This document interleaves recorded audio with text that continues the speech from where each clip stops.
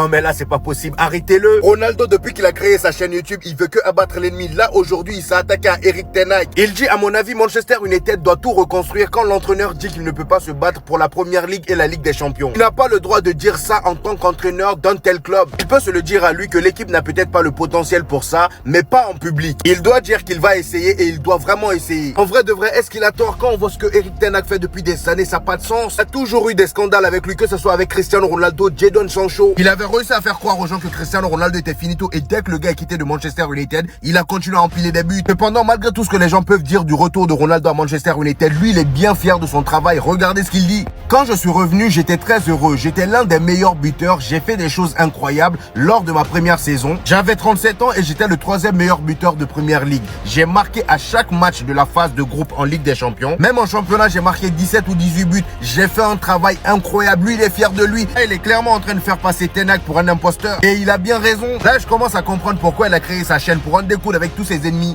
Il est fou, quoi, Ronaldo. Mais retirez-lui sa chaîne. Il est en train de foutre le bordel. Je vous explique rapidement la situation. Alors qu'il avait été posé des questions à Ronaldo sur United, Ronaldo a répondu: Manchester United, à mon avis, tout doit être reconstruit. L'entraîneur dit lui-même qu'il ne peut même pas rivaliser pour gagner le championnat et la Ligue des Champions. En tant qu'entraîneur de Manchester United et selon son prestige, vous ne pouvez pas dire ça, vous n'allez pas vous battre pour la Ligue ou la Ligue des Champions. Il faut avoir cette mentalité, même si nous n'avons pas le potentiel, nous allons essayer. Il faut essayer. Derrière, carrément, il a dit à ten Hag et au club: allez écouter des légendes, si vous connaissez pas le club, vous pouvez pas l'aider. Et après toutes ces déclarations remettant clairement en cause le rôle de ten Hag, voilà que Garnacho vient de liker le post concerné, donc confirmant bel et bien de son côté en tant que joueur de Manchester United que c'est honteux que ten Hag en vienne à citer de tels propos. Honnêtement, d'un côté, est-ce qu'on ne peut pas soutenir d'un côté un ancien joueur, l'entraîneur actuel? On a littéralement l'impression qu'uniquement l'ancien joueur est conscient du prestige de Manchester United et à quel point ce club a été détruit. En tout cas, je vous dis la vérité, sachant ce que ten Hag a fait à Ronaldo, je sais pas si Garnacho a bien fait d'aimer ce poste-là. En tout cas, ne vous étonnez pas s'il squatte de plus en plus le banc. Mais lui là, par contre, derrière sa caméra et sur son fauteuil, je crois qu'on est en train d'assister au prime des affaires externes. Je savais que ça allait être le divertissement sans contenu, hein. Mais autant que ça là, sans gêne. Dites-vous qu'en une semaine, il y a eu la polémique de comme quoi 6000 buts ils ont été filmés et pas les anciennes légendes. Derrière, il y a eu la polémique entre Mbappé et Benzema. Et aujourd'hui, il allume ten Hag aux yeux du monde entier et son propre joueur like le poste.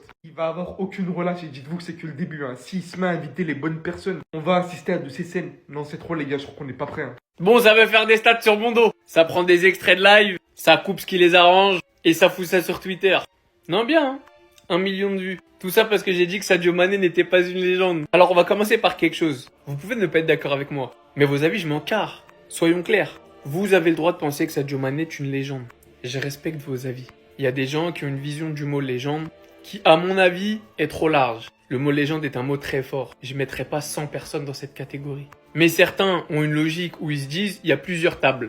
Il y a des légendes tout en haut et puis il y a des légendes un peu plus bas. Et ça se respecte. Vous avez le droit de faire une table tout en haut avec Pelé, Maradona, R9, etc. Et des tables un peu plus basses où vous mettez d'autres joueurs que vous considérez comme légendaires. Ça me pose pas de soucis.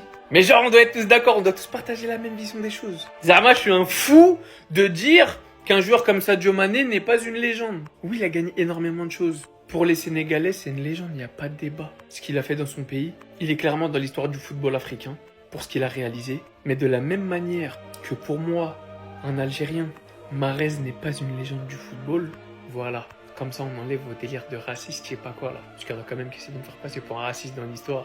Légende, c'est Maradona, c'est Pelé, c'est Messi, c'est Cristiano Ronaldo, c'est Ronaldinho, c'est R9, c'est Zinedine Zidane. Et je suis désolé, pour moi, il n'y a qu'une table. Et je trouve pas normal qu'on mette un tel au niveau de ces joueurs-là. Tout simplement.